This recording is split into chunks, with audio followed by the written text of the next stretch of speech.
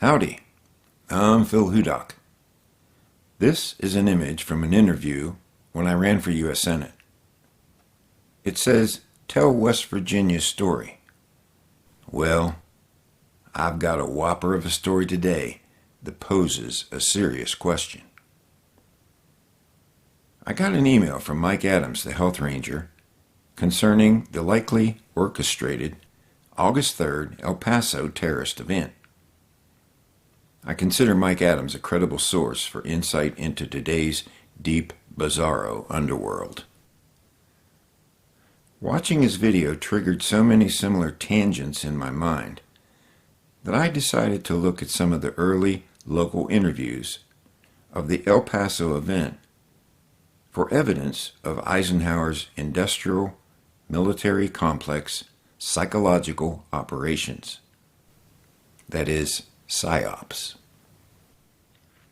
I felt certain that I would find several, and I certainly did.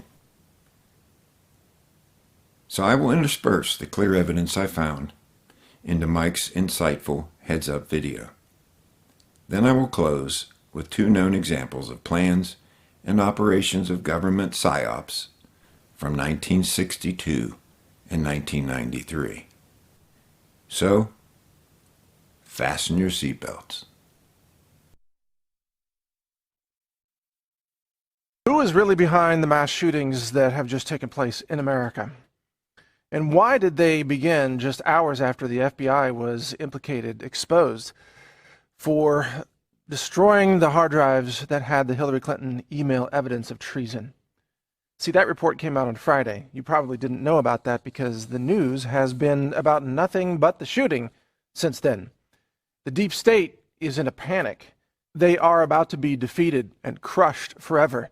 The deep state is going all out right now to change the narrative and change the news cycle, and even to cause mass violence and cause a civil war, cause as much death and destruction as possible across America. Now, how do we know this?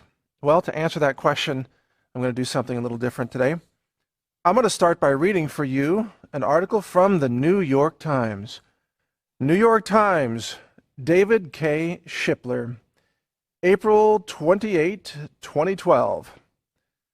Terrorist plots hatched by the FBI. This is directly from the New York Times. Again, this is not me saying this. This is the New York Times. The United States has been narrowly saved from lethal terrorist plots in recent years, or so it has seemed. A would-be suicide bomber was intercepted on his way to the Capitol. A scheme to bomb synagogues and shoot Stinger missiles at military aircraft was developed by men in Newburgh, New York, and a fanciful idea to fly explosive-laden model planes into the Pentagon and the Capitol was hatched in Massachusetts. But all those dramas were facilitated by the FBI, whose undercover agents and informers posed as terrorists, offering a dummy missile, fake C4 explosives, a disarmed suicide vest, and rudimentary training. Suspects naively played their parts until they were arrested. Okay, you with me so far? That's the New York Times. So the New York Times is reporting that the FBI trains terrorists, that the FBI runs terror plots and sets up the attacks and the plots and then recruits people into the role of terrorists to carry them out. And then the FBI stops them at the last minute to claim that they are stopping terrorism. So already we know that the FBI has for many years, this is from 2012, the FBI has for many years achieved a level of proficiency in setting up and carrying out terrorist plots all across America. With me so far? Let's continue with the New York Times. Again, this is written by David K. Shipler from 2012. When an Oregon college student, Mohammed Osman Mohammed, yeah, there's a couple of Mohammeds in there, thought of using a car bomb to attack a festive Christmas tree lighting ceremony in Portland, the FBI provided a van loaded with 6 55-gallon drums of, quote, inert material, harmless blasting caps, a detonator cord, and a gallon of diesel fuel to make the van smell flammable. An undercover FBI agent even did the driving. with Mr. Muhammad in the passenger seat. To trigger the bomb, the student punched a number into a cell phone and got no boom, only a bust. So you with me here? The FBI drove the suicide bomb van. The FBI set up, this is me talking now, not the New York Times. The FBI set up the blasting caps, the det cord, the diesel fuel, the 55-gallon drums. And according to the story, they all had inert material. But ask yourself, how difficult would it be for the FBI to swap that out with real material? It wouldn't be difficult at all. Continuing with the New York Times article, this is legal, but is it legitimate? Without the FBI, would the culprits commit violence on their own? And that's the gray area. Who is susceptible? Anyone who plays along with the agents, apparently. Once the snare is set, law enforcement sees no choice. Ignoring such threats is not an option, this agent argues here in the story. So, it was just a couple of months ago then that the FBI announced that followers of QAnon were the new domestic terrorism threat in America. Let me show you a screenshot of that document. So now, see, back in 2012, when the terror threat was radical Islamic terrorism, the FBI was running terror plots to recruit Islamicists to participate in these terror plots to blow things up, fly explosives into the Pentagon and things like that. The FBI did that. That's according to the New York Times. Today, the FBI says followers of QAnon are domestic terrorists. And it would only make sense then that the FBI is doing what? The question answers itself. Recruiting who? QAnon followers to do what? Oh, to carry out domestic terrorism plots that the FBI plans, that the FBI sets up. So it's only a natural extension of what has already been reported by the New York Times. But that's not the only story on this. Let me read another story for you, or parts of it. This one is by Ian Cummings from the Kansas City Star. And this is from 2017, updated 2017. It says, I wonder what the update was. They probably took out some of the information that the FBI didn't want out there. The title is, FBI Undercover Stings Foil Terrorist Plots, but often plots of the agency's own making. With me? All right. Here's the story. Stay with me because this is important stuff. Announcements of foiled terrorist plots make for lurid reading. Schemes to carry out a President's Day jihadist attack on a train station in Kansas City. Bomb a September 11 memorial event. Blow up a 1,000-pound bomb at Fort Riley. Detonate a weapon of mass destruction at a Wichita airport. The failed plans all show imagination, but how much of it was real? Often not that much.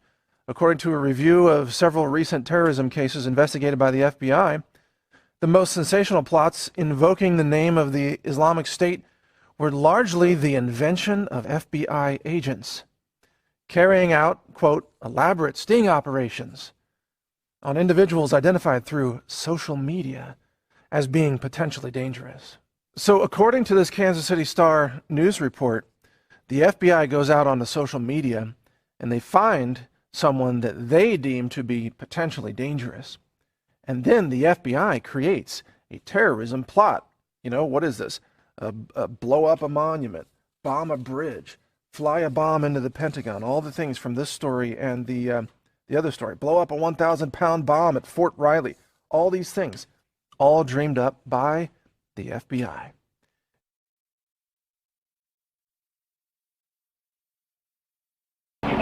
Robert Jurado. What did you see inside, sir? Not inside, I saw the outside when everything started. What did you hear or what did you see?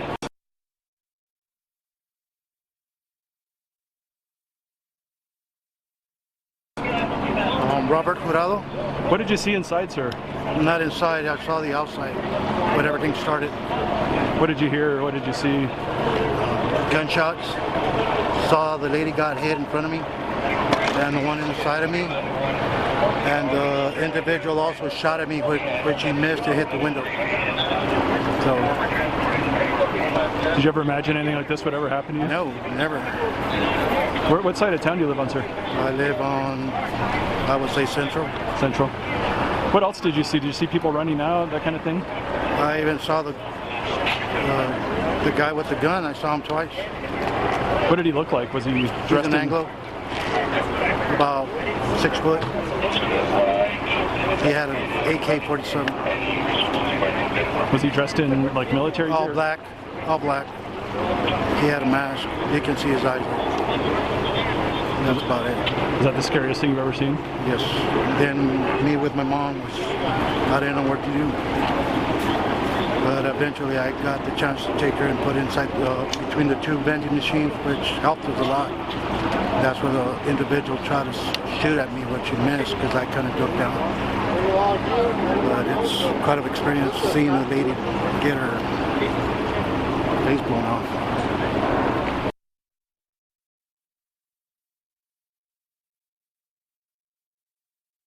And then they go online and they find they find sock puppet people who can be convinced to jump into the role to be the scapegoat. Is it all starting to make a little more sense now? Who is the FBI identifying as domestic terrorists right now? QAnon followers, white supremacists. Because, of course, there is a faction inside the FBI, still run by Barack Obama, still run by James Comey, a faction that is desperately trying to carry out a political coup in America, a faction that committed treason, a faction that destroyed the evidence on Hillary Clinton's email servers, a faction that is anti-America and anti-Trump, and a faction that has years of experience plotting terrorist attacks in America, on U.S. soil, a faction that has years of experience recruiting people off of social media, people who can be talked into doing crazy things. And by the way, one of the upshots of all this is if you are contacted by some shady individual who says that they're working for Trump and they need your help, you need to come to Walmart and carry this mock rifle or something, right? Or you need to meet somebody in a parking lot, or you need to drive this van, and then you're going to be rewarded. You're going to be given the Congressional Medal of Honor or something. You know what I mean? They talk people into this. And then there are some people that are so easily, I don't know, brainwashed or Jason Bourne or whatever you want to say. Some people are easily hoodwinked into doing crazy things, and they're not awake enough to think, wait a second, this whole thing is a setup. This is an FBI plot. That's what we're seeing happening in America.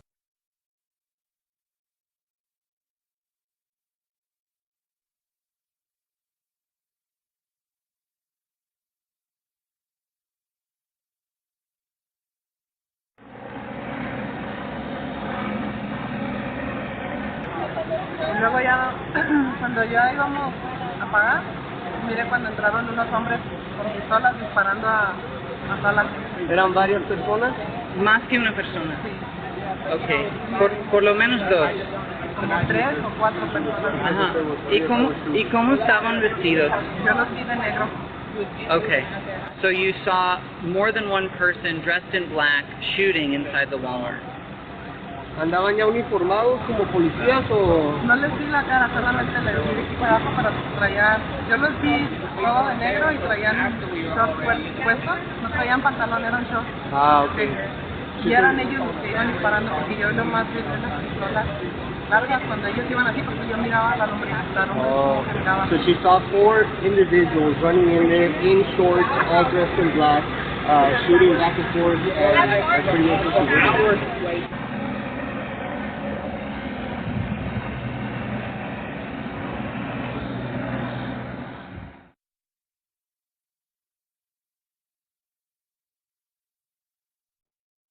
But let's continue with the Kansas City Star, which, by the way, again, the article was modified in 2017. Probably they removed things that the FBI didn't want in here.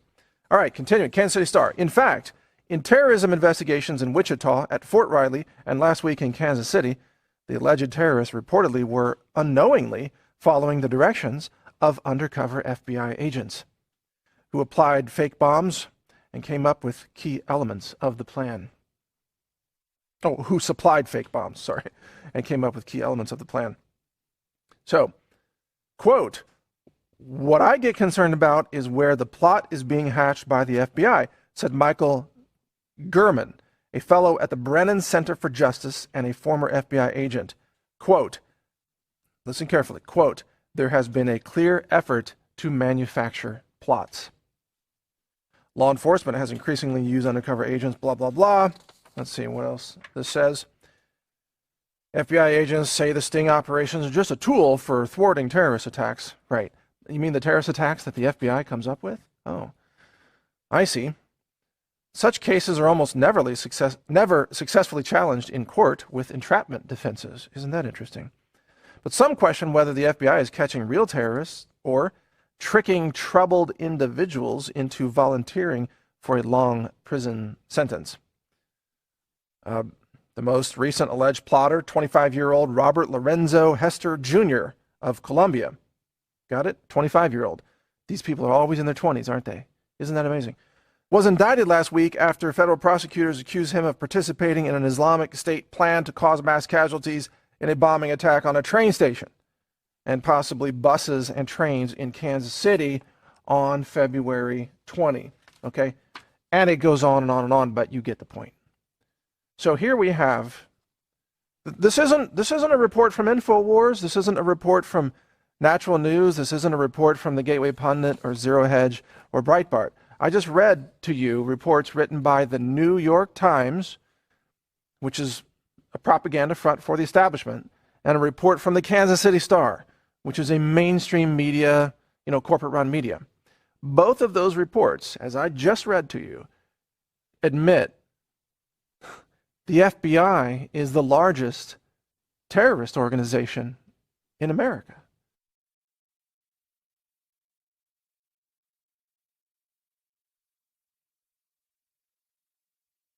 You were inside the Walmart. Can you describe to me what happened? So we were on the clothesman, and we just thought it was something hitting the floor or the wall, and that's when my mom's like, "No, it is actually shooting," and she saw 3 men running in, and they were all dressed in black, and that's when my mom said, "Drop down, go down to the floor." And after that, I just grabbed my mom and my little brother by the hand, and I just took them outside to the back. Did you guys see anyone shot, wounded? No, we just saw my mom saw the 3 men running. Were they holding guns? They were holding. So she saw them actually shooting the guns. How are you feeling right now? Well, panicking, scared. But your family's all safe? Yeah, my family's all safe. Okay, thank you, Brittany.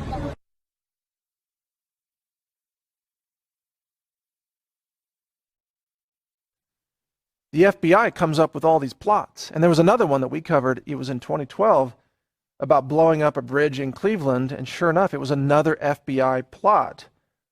The FBI sets up the vans. The FBI sets up the explosives. The FBI gets the det cord. The FBI gets the diesel fuel. They get the drones with explosives. The FBI draws up the plans. The FBI then goes out onto social media and recruits people to pop those person, to just put them right into the role as a sock puppet to carry out the attack. And we know that at least in the cases cited in those stories, the FBI used fake explosives, and the FBI stops the attack at the very last minute in order for the FBI to claim, "Oh my gosh, we stopped terrorism. Why? Aren't we so good? We're amazing. Give us more money. We'll stop more terrorism." Really? You people are dreaming it up. You are the ones running the terror plots across America. Now, translate that to today. And so I'll ask you a series of questions here, okay? Because I want to encourage you to think for yourself. Oh, and by the way, here's an article from, what is this? This is from Front Page Mag. I'm going to put it up on the screen. New evidence unveils disturbing facts about Hillary's email scandal. And in this article, it talks about how the FBI and the DOJ under Barack Obama reached an immunity agreement with Hillary Clinton's attorneys, Cheryl Mills and Heather Samuelson. And under this agreement, Hillary Clinton's email servers were turned over to the FBI But under this agreement, the FBI would not have, quote, custody and control, which means that they could not release anything under a FOIA request. And furthermore, and this is the bombshell, quote, the FBI agreed to destroy the computers that had the backup emails. As Congressman Jim Jordan referenced during the Mueller hearings recently, the FBI used BleachBit to purge the server so the information could never be accessed in the future and used to smash, and use hammers to smash the cell phones that were involved. In other words, the FBI and DOJ participated in the destruction of the evidence. That came out on Friday. The mass shooting in El Paso, Texas happened on Saturday morning, and the mass shooting in Dayton, Ohio happened Saturday evening. This Friday news is a bombshell. It shows that the FBI has engaged in the criminal cover-up of evidence of treason against America, that the FBI itself engaged in the destruction of evidence that would show Hillary Clinton to be a corrupt criminal with multiple violations of national security and secrecy.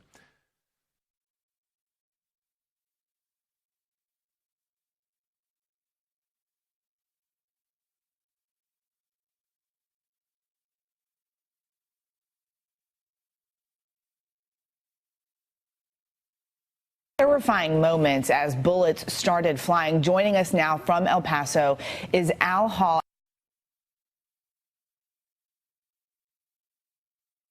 Al, you came face to face with the shooter. Yes, I was. I seen him as he aimed the assault rifle AK-47 towards me as he entered the store. And how did you manage to escape him unharmed?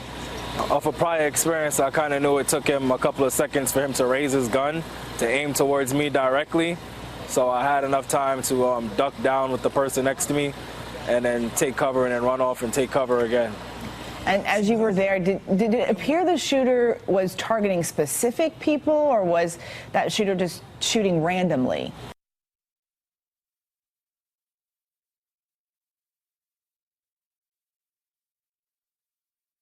What walked through my head, the first thing was I heard the shots, so I assumed it was firecrackers. Then I noticed there was no pattern, so I assumed it was a handgun, maybe an adolescent that was just shooting off rounds of a handgun. Then I heard a burst of 60 rounds, and I knew it was an assault rifle or automatic weapon.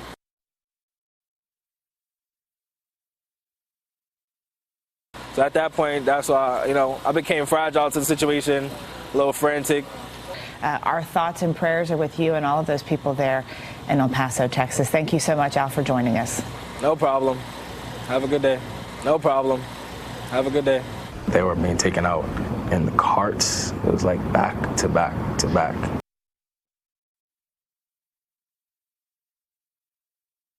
Prosecutors say they will seek the death penalty for 21-year-old Patrick Crucius, seen here in surveillance photos walking into the Walmart with a rifle in hand. In a racist manifesto he allegedly wrote, Crucius expressed support for the Christchurch, New Zealand shooter and denounced the increasing Hispanic population in Texas. And David Begnaud, as we said, is with us now from El Paso, Texas. David, your interview with the shooting survivor is so powerful. How was he able to open up with you after such a horrific and traumatic experience?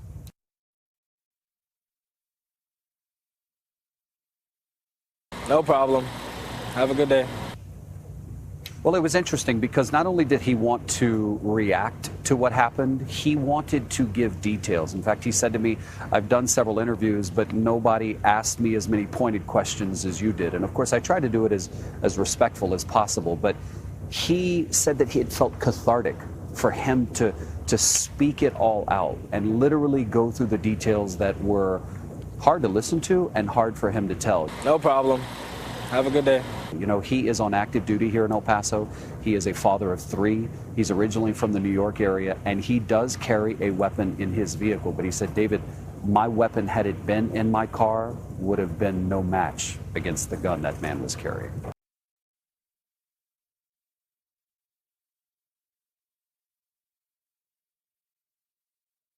David, I want to ask you about the suspect.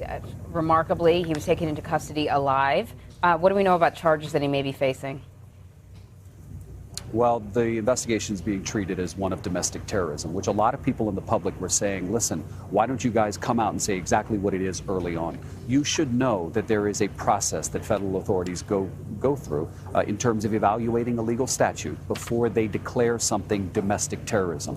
But they announced as early as yesterday, hey, listen, this is how we're treating it. As for hate crimes charges, I wouldn't be surprised if that gets filed within the next 48 to 72 hours. And all of that is based on the public manifesto that is already in the public domain. And not only the manifesto, but what the shooter said, allegedly, to police when he was taken into custody. There's a law enforcement source who tells CBS News not only is he cooperating, but he is giving information, not just yes or no answers. And our law enforcement source tells us that when the gunman was taken into custody, he told police he was motivated to do what he did because of his objection to Hispanic immigrants here in Texas.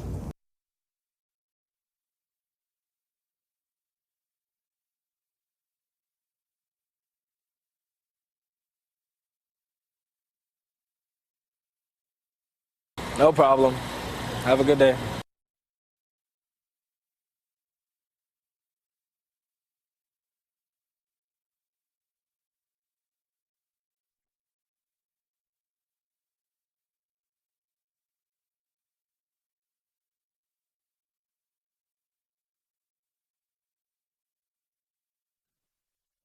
I ask you, the FBI, having so much practice running terror plots over the past 10 years plus across America, is it possible the FBI ran the terror plots in El Paso and in Dayton, Ohio? So that's question number one. Is it possible that the FBI was able to recruit individuals by looking at social media and finding individuals who were about ready to snap and then telling them the story that they wanted to hear? A story about whatever their philosophy is. And the El Paso shooter was a progressive Nazi. He railed about, well, if you believe the manifesto is even his, which I don't, but if you believe that manifesto, that shooter railed about environmentalism and how, like the KKK, which was run by the Democrats, he believed that all the races should be segregated. He thought that whites and blacks should live in different regions of the country. He was like a Nazi eugenicist, environmentalist person, and he believed in universal basic income and a lot of these ideas that the Democrats push. But then he also believed America was being invaded by Hispanics, he said, which is something that a lot of conservatives believe. So, you can't pigeonhole him in one particular belief system, but the FBI could have contacted him and appealed to his extremism and recruited him to go in and shoot up a Walmart, or even just to walk into a Walmart with a fake gun and then have other shooters shoot up the place, because the violence was real. People really died in the Walmart shooting in El Paso. I'm very saddened by the fact that so many innocent people are sacrificed by pure evil in this country, deep state evil, that will stage real violence and mass murders in order to achieve their political goals. Thank you for watching. Pray for America. Keep your wits about you. Protect yourself, and do not be part of any plot that might make yourself a scapegoat of the FBI. Thank you for watching. Mike Adams here, the founder of Brighteon.com. Be safe. Alden Hall, crisis actor, or Alden Hall, crisis acting. Went to Firefox, and I'm going to do a search on Start Page. So here I am going to Start Page. I'm going to type in Alden Hall, crisis acting. And what comes up says Eyewitness Speaks About the El Paso Shooting, YouTube. It gives the link. August 4th, 2019. Alden Hall was at the Walmart when a 21-year-old gunman began shooting. He recounts coming... ... Crisis acting is a booming business. Whoa, wait a minute. Crisis acting? is a booming business? Where'd this come from? Well, when you go to the link, it's an ABC News channel. And here's Al or Alden. Okay, this is ABC News. I'm going to go down to the description, and you see Alden Hall was at the Walmart when a 21-year-old gunman began shooting. He recounts coming face to face with the shooter and how he was able to escape. Notice it says ABC News. Now, it doesn't say anything about crisis acting. And if I ask for more description, or I don't get any more. Show more, there is no more. Okay, the question is, where did this crisis acting is a booming business come from? Because that would have been in the original description. But it's not in the description now. Interesting. Let's watch the entire last part. Our thoughts and prayers are with you and all of those people there in El Paso, Texas. Thank you so much, Al, for joining us. No problem. Have a good day. Hi, everyone. George Stephanopoulos here. Thanks for checking out the ABC News YouTube channel. If you'd like to get more videos, show highlights, and watch live event coverage, click on the right over here to subscribe to our channel. And don't forget to download the ABC News app for breaking news alerts. Thanks for watching.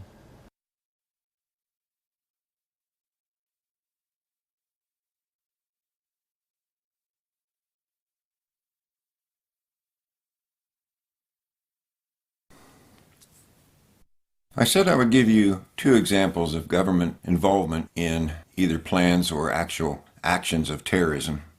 This is an image of General L.L. Lemonster in 1962. He was chairman of the Joint Chiefs. And in 1962, the Pentagon came up with a plan, signed off by L.L. Lemonster, called the Northwood Documents. And in the Northwood Documents was an operation called Operation Mongoose. And this operation was to facilitate a war against Cuba, to get us into a war against Cuba. And here's just an overview from Wikipedia. Central Intelligence Agency, CIA, or other U.S. government operatives to commit acts of terrorism against American civilians and military targets, blaming them on the Cuban government and using it to justify a war against Cuba. The possibilities detailed in the document included possible assassination of Cuban emigres, sinking boats of Cuban refugees on the high seas, hijacking planes, blowing up a U.S. ship, and orchestrating violent terrorism in U.S. cities. The proposals were rejected by John F. Kennedy. As a matter of fact, Kennedy fired Lemonster because of this plan. Now, these are actual images from the unclassified document. So just to give you an idea of what the U.S. government is capable of, the United States, through propaganda, covert operations, and other actions as necessary. They're going to take any action they feel is necessary. They're going to use extreme caution to avoid appearance of U.S. involvement. They're very interested in affecting world opinion. They want to create alarming and unpredictable threats to the peace. Fear is the prime motivator, and that's what they're using here. Deception, fear. Such a plan would enable a logical buildup of incidents to be combined with other seemingly unrelated events to camouflage the ultimate objective. Oh, they're definitely experts in camouflage. Start rumors. Start riots. These are some of the plans. Blow up ammunition inside the base. Start fires. Does that sound familiar? Maybe the Maine? Maybe Pearl Harbor? Maybe the Lusitania? The Gulf of Tonkin? Burn aircraft on airbase. Sabotage ship in harbor, large fires, naphthalene. Sink ship near harbor entrance, conduct funerals for mock victims. We could blow up a U.S. ship in Guantanamo Bay and blame Cuba. We could blow up a drone, unmanned vessel anywhere in Cuban waters. We could develop a communist Cuban terror campaign in the Miami area or other Florida cities, and even in Washington. Use of MiG-type aircraft by U.S. pilots could provide additional provocation. They say the primary drawback is that it's a security risk inherent in obtaining or modifying an aircraft. However, reasonable copies of the MiG could be produced from U.S. resources in about 3 months. Kind of makes you wonder about 9/11, doesn't it? At a designated time, the duplicate would be substituted for the actual civil aircraft and would be loaded with the selected passengers, all boarded under carefully prepared aliases. The actual registered aircraft would be converted to a drone.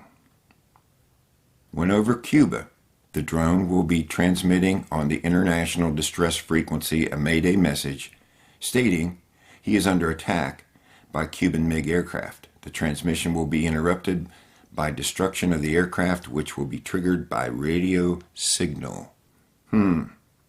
Interesting. At precisely the same time that the aircraft was presumed shot down, a submarine or small aircraft would disperse F-101 parts, parachute, etc. at approximately 15 to 20 miles off the Cuban coast and depart. These folks are very professional. And remember, nothing is beyond possibility. Just a quick side note. Some of you may remember when an Iranian Airbus was shot down, and it was supposedly shot down by the Vincennes. And the Vincennes had asked the plane to identify itself, and the plane wouldn't identify itself. In reality, I don't think that's what happened. I have a brother-in-law who worked in a prison, who received a letter to a prisoner, and they go through the letters, and when he opened the letter, it was from a friend of the person who was in prison, who was on a submarine, who said, guess what? The world thinks the Vincennes shot down that Iranian plane. It was actually us. We surfaced and shot down the Iranian Airbus. That letter never made it to the intended recipient.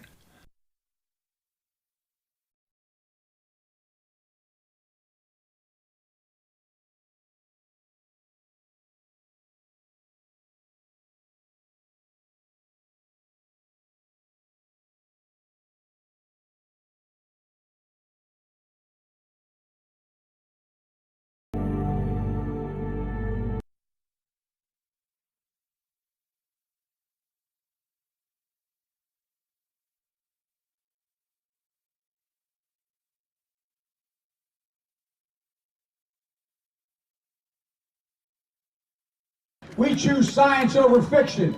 We choose truth over facts. And so, folks, we choose truth over facts. We choose truth over facts. You never want a serious crisis to go to waste. You never want a serious crisis to go to waste.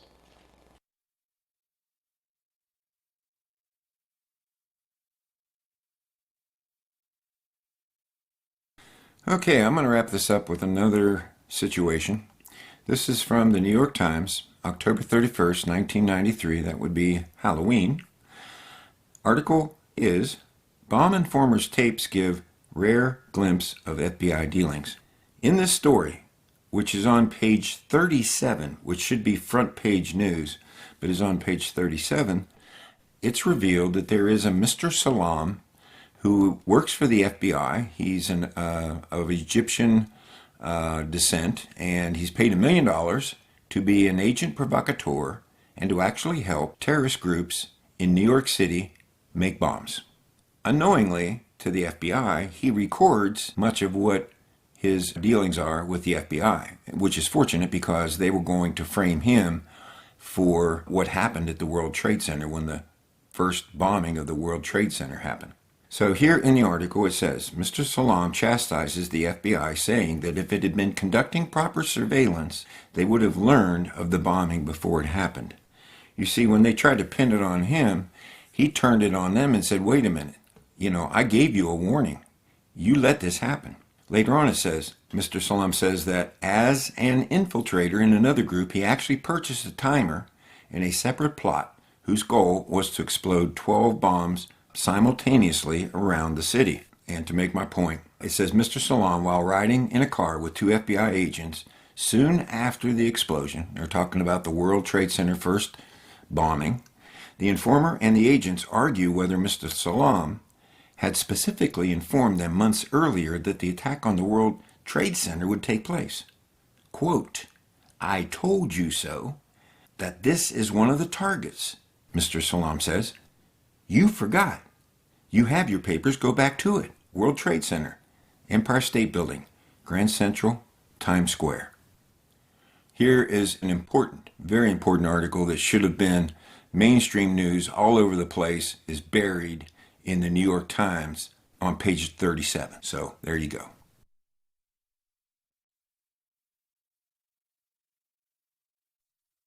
Hello folks, I know we started out a little different today than normal. So you showed a video first that was very important for you to see, because we're going to do something even different now. We're going to take phone calls right now, buddy. The lines are open. You can see the number behind me on the screen. If you listen on the phone, you can hang up and call 304-591-6993. 304-591-6993. You'd like to have your opinion on what you saw, like your input. You're all part of the family, so if you want to call, the line is open. It's up to you now at 304-591-6993. Now we're doing something a little different today, as you've already seen. The next hour that we're going to do after the break, I'm going to do another hour of current events and tie in some things that's very important. Then you know we don't normally do that. But everything's happening so quickly, and oh my gosh. It's just, they're ratcheting up the rhetoric, they're ratcheting up the incidents to cause more fear. And when you have people that are so afraid when a motorcycle backfires in Times Square, hundreds of people scramble for shelter. It's a sad, sad, sad situation. But fear is a motivator that tyrants use to control the people. Fear is a motivator that Satan uses to control the people. And that's where we are, and it's going to get much worse. I don't want to discourage you, I don't want to scare you, I'm just telling you it's going to get a hell of a lot worse. They have to have it get worse in order to bring the rest of their agenda in. The kickback about what's happening is picking up. The good side's pushing back a little bit now. But that makes the other side going to push even harder. To the point that they're going to make us look like bad folks because we're standing up against homosexuality or murdering babies. We're the bad guys now. In this country, in my lifetime, it went from something of being immoral was considered an abomination and not accepted in society. And now the people that are opposed to this immorality are the ones who are not accepted in society. Am I telling the truth? And everything you say today, as far as most Christians, and what you're going to say, if you say it in public especially, you're going to be considered a hater, a bigot, a terrorist. Matter of fact, the FBI just named some more terrorists, and I happen to fit that description of conspiracy theorists. But you just saw a video prove something. Now, let me make this point.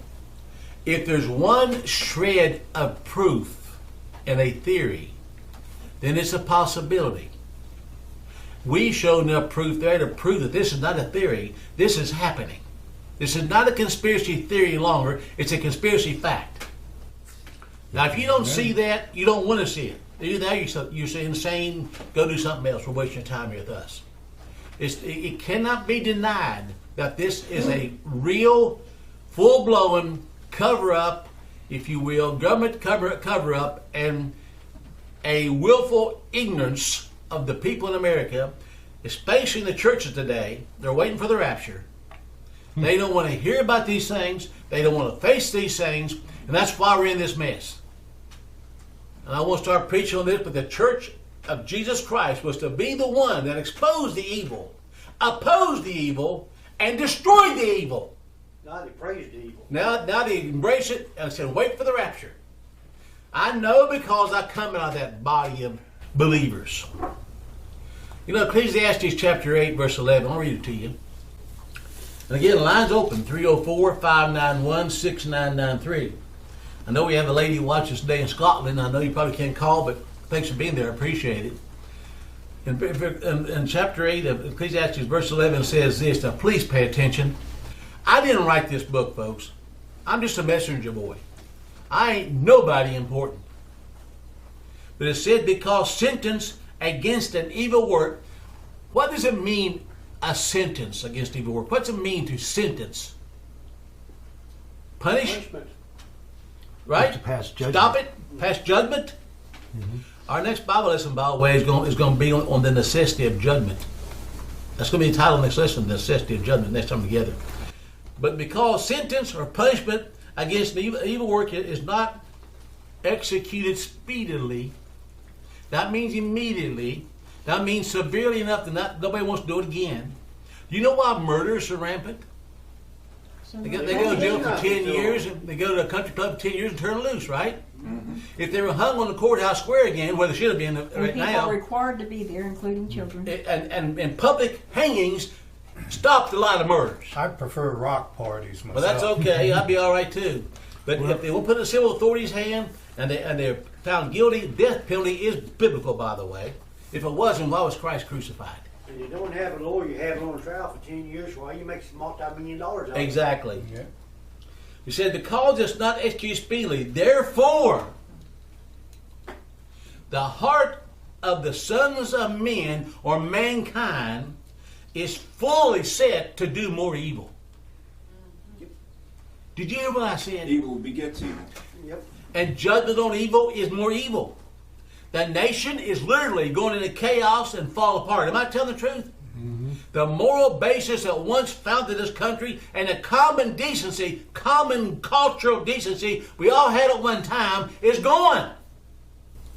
Evil breeds insanity. Well, and even now, if they are given the death penalty, how long were they on death row? Oh, I know. They said it 30, 40 years. It's not speedily. Yeah, I'd like to say a few things. Imagine that, Phil. First of all, in Mike Adams' presentation, there was no evidence of this particular event.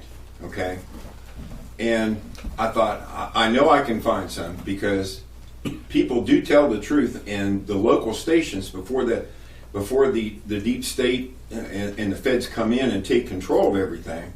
It's just like McVeigh. He should never have been in an army prison. He was in an army prison under the care of, I forget the man's name, but he's the one who was the psychologist of what was that called? Project Monarch. Oh yeah, yeah. You know, the mind control project. Right. His name was Jolly or something. Yeah, he was real jolly. But anyway, so when I was making this, I thought I'm going to find some things. So I started finding things. And then of course when I got that one man, I thought, wait a minute, this guy looks like he's a crisis actor, and I was ready to.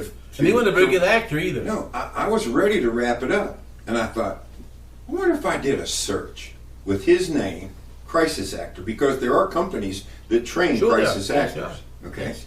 And so when I did that, it was like, man, it just. The evidence was there that he was a crisis actor, mm-hmm. And sure enough, when I do a search, somebody who had access to that ABC channel had to have put that in the description, which was taken out. And now, when you do the search, you can't even get that. Crisis acting is a booming business. Okay. Yep. Mm-hmm. And just two more things that I want to tell about. My brother-in-law, okay, the one who worked at the prison, who got the letter. When they got that letter, they were scared. They were scared to tell anybody about that letter, and they just destroyed it. Okay? Really? And my brother-in-law, he teaches law enforcement on satanic crime scenes, because when he was a psychologist in this prison, he got to meet people who did demonic sacrifice and stuff. So he became an expert in that. And I don't know if you remember me telling you that he was speaking in Kansas City, Kansas, and during a sit-down dinner, he was at a table, and he heard at the next table FBI agents talking about Phil Hudock and Butch Paul in West Virginia. Yeah. They were talking about us, and he was like, he was just off the wall hearing his brother-in-law being discussed by the FBI in Kansas City, Kansas. The second thing is he was a pilot, and he trained pilots too. He was a pilot instructor. You remember when the plane landed, crashed in, well, shot down in Shanksville, whatever it was, Oh, yeah. shot Mhm, down, mhm. where the coroner went home because he said, there's not one drop of blood here, there's no reason for me to be here. Okay? The governor of Ohio announced on television, I've seen the footage, that flight, I forget the flight number, did an emergency landing at Cleveland Airport and taxied the plane to an abandoned NASA hangar and disembarked the people from the plane into the NASA hangar. That's what happened on 9/11. And my brother-in-law saw it on TV. It's just, Interesting. It is amazing. And So, more and more people, I think, are getting their eyes open. That's why they're moving this forward. The agenda's picking up a lot more than it was. A mass shootings and every other event, it really started speeding up the last couple of years. We're seeing more and more all the time, aren't we? In the last 3 weeks. they keep getting away with it. Even Oh, yeah, what, that's the whole point. There's so many. Well, they're not getting their agenda done fast enough. And, you know, I'm not convinced that Donald Trump's a squeaky clean man. But he did say some things he's tried to stand for. And I know someone has said to me that they're going to force Donald Trump to declare martial law. You're going to force him into it. They're going to force him into doing things he doesn't want. And I'm sure that I'm not going to defend the man. I mean, I'm not for him, Right. but I'm not really against him either.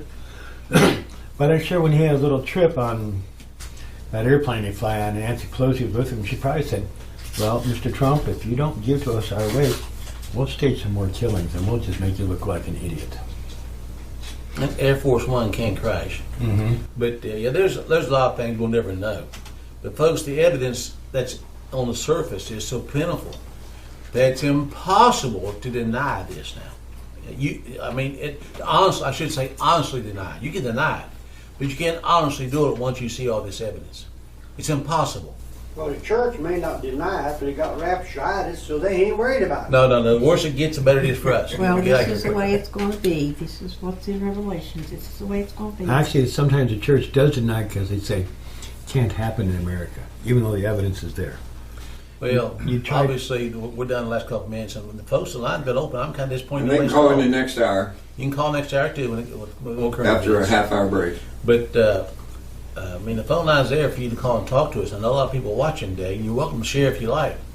Yeah, we're videoing this. Obviously, it's going to be going out on YouTube and up on Bright and other places. It'll be aired all over the country for a long time. If you want your opinion heard, then it's a good time to do it. We're offering you a chance to speak your mind. This is not about me. It's not about Phil. It's not about any of you. It's about Jesus Christ and glorifying Him with the truth and exposing evil. And the truth will expose evil. But as Biden said, we can't we'll stay with the truth and not the facts. Well, that means if you're not going by facts, you're going by faith. Yeah. And the fact of the matter is, these crazies that some people can't understand what motivates them, government is their God. Government is the only one that can fix things. By definition, that is your God. Yep. You're going to feel that there is truth, and who needs facts? You know, they're God. Yep. God doesn't need facts. You'll worship a donkey and an elk. Well, why let a good crisis go to waste? There you go. All right, we're going to go to break, folks. Back in about 30 minutes for the second half. And again, the phone lines will be open next half hour if you want to call us at 304-591-6993. Back in a little bit. Well, I was born to simpler times.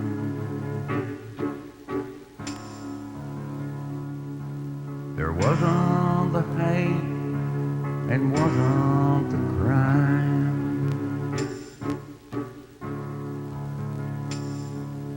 Many a father died in the fight.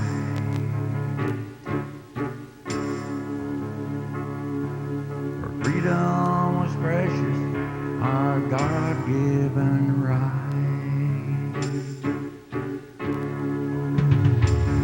So where did my country go? The land that I used to know, the home of the brave and the land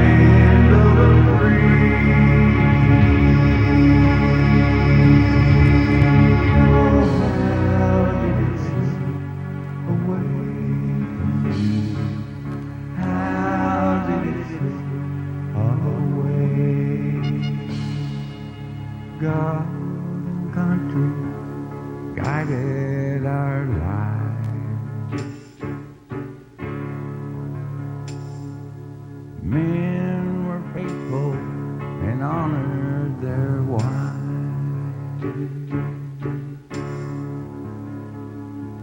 I live in a dream world, you might all say.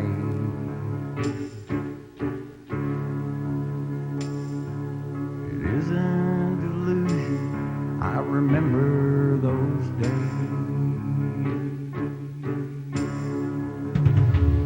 So where did my country go? The land that I used to know. The home of the brave and the land of the free. Oh, how did it slip away? How did it slip away? What if the Shakers and Quakers were mad?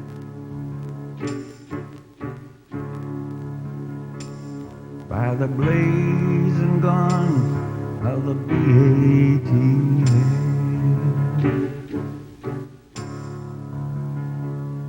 Like Ruby Ridge and Waco's fire, through the FBI's twisted desire.